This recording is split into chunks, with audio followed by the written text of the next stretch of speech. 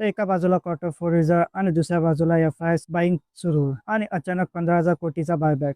त्यातच इंडिया ब्राझीलमध्ये 2.8 billion invest करत आहे आणि युएस इकॉनॉमी अजून स्ट्रॉंग होत आहे. मग मार्केट क्रॅश होणार का रॅली सुरू होणार? चला आज सगळं एकदम क्लिअर समजून घेऊया. तर नमस्कार मित्रांनो, बाजार तडकामध्ये आपलं स्वागत. त्या अगोदर चॅनलला सबस्क्राईब करा आणि बेल आयकॉन प्रेस करा. आजचा मार्केट अपडेट खूपच इम्पॉर्टंट आहे, कारण आज आपण मल्टिपल बिग न्यूज एकत्र अनालाइज करणार आहोत. तर सुरुवात करूया क्वार्टर फोर रिझल्ट पासून. तर आय-टी सेक्टरमधून विप्रोचा क्वार्टर फोर प्रॉफिट 3,502 कोटी आणि क्वार्टर अँड क्वार्टर बेसिसवर 12% वाढ झाली आहे. पण इयर ऑन इयर बेसिसवर 2% घट दिसत आहे.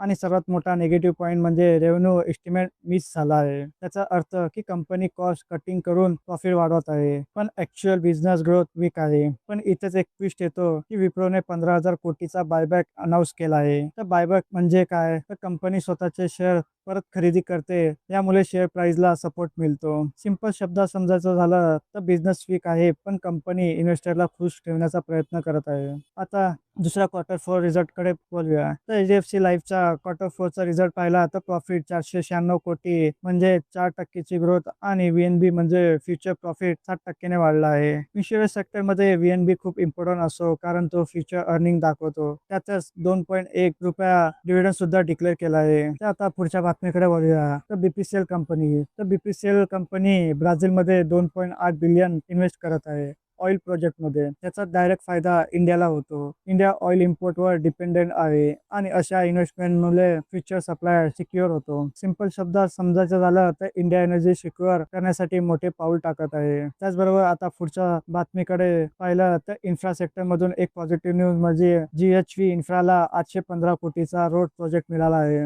ऑर्डर बुक स्ट्रॉंग आला आहे, म्हणून 4%ने हा स्टॉक वर गेला आहे. आता पुढील बातमी म्हणजे सर्वात इम्पॉर्टंट ग्लोबल अपडेट पाहिला तर युएस मध्ये जॉबलेस क्लेमचा डाटा जाहीर झाला आहे. तर युएसचा जॉबलेस क्लेम कमी झाला असून याचा अर्थ ले ऑफ कमी आहे, म्हणजे युएस इकॉनॉमी अजूनही स्ट्रॉंग आहे. पण इथे एक कॅच आहे, हे की युएसने फोरकास्ट केला होता 213K आणि ऍक्च्युअल आला 207K. म्हणजेच लोक कमी रोजगार गमावत आहे, म्हणून युएस इकॉनॉमी स्ट्रॉंग होत चालली आहे. आता पुढची बातमी म्हणजे खूपच इम्पॉर्टंट, म्हणजे एफ-आय-एस ने आज तब्बल 382 कोटीची खरीदारी केली आहे आणि डी-आय-एस-ने 3,427 विक्री केलेली आहे. त्याचाच अर्थ की एफ-आय-एस इंडियामध्ये ऍक्टिव्ह होत आहे. सलग दुसऱ्या दिवशी एफ-आय-एस-ने खरीदारी केलेली आहे, यामुळे इंडियामध्ये चांगले संकेत मिळत आहे. तर फायनल कन्क्लुजन पाहिला तर शॉर्ट टर्म मध्ये व्हॉलिटिलिटी राहणार, पण लॉंग टर्म स्टोरी अजूनही इंटॅक्ट आहे. तर मित्रांनो, तुम्हाला काय वाटतं? मार्केट क्रॅश होणार, मार्केट क्रॅश येणार की रॅली सुरू होणार? कमेंट मध्ये नक्की सांगा.